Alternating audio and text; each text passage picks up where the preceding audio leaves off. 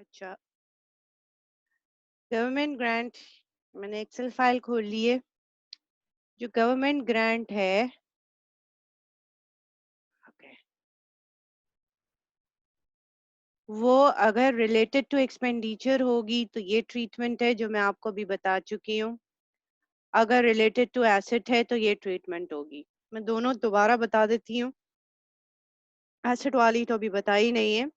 अगर related to expenditure है, this one, case 1, अगर रिलेटेड टू एक्सपेंडिचर है और पास कॉस्ट इनकर्ड हो चुकी है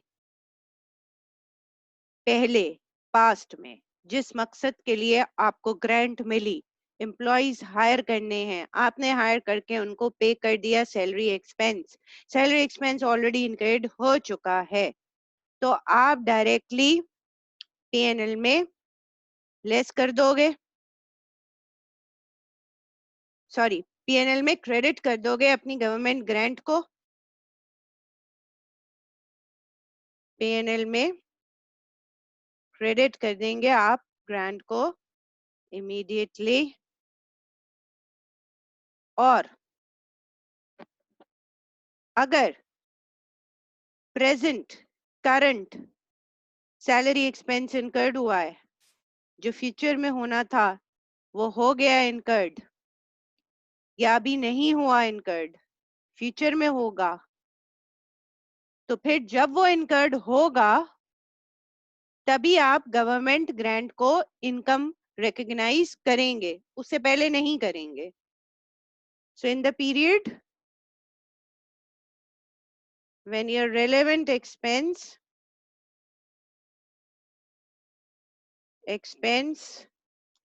incurred, company will recognize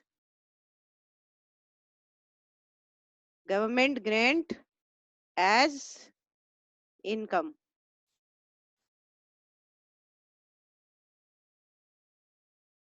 अच्छा,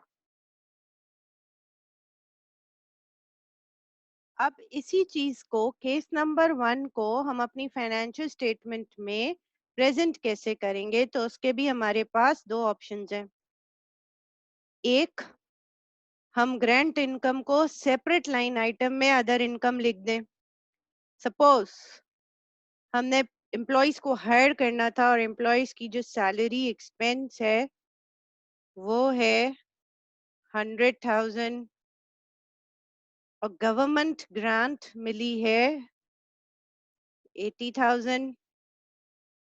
एक केस ये कर देते हैं, दूसरी केस ये कर देते हैं कि गवर्नमेंट ग्रांट मिली है 120,000। दो केस कर देते हैं ये।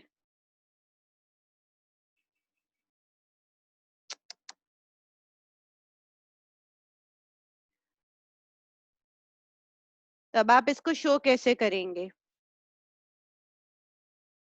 अदर इनकम, पीएनएल में डायरेक्ट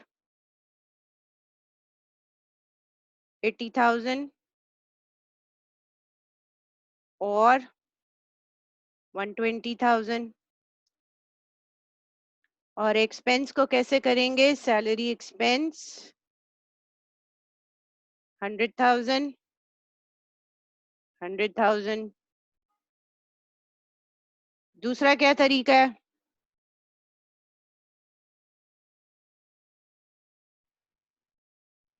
इनकम, एक्सपेंस,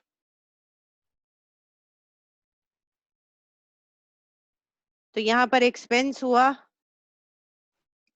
20,000 का।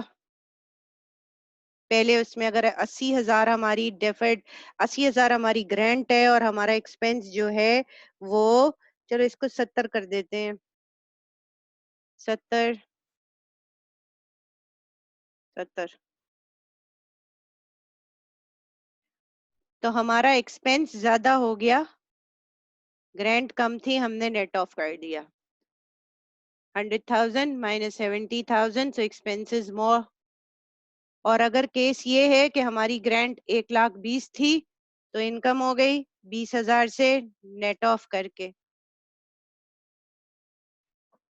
तो रिलेटेड टू एक्सपेंडिचर में ये हमारी प्रेजेंटेशन होगी और इस तरह हम अकाउंट फॉर करेंगे।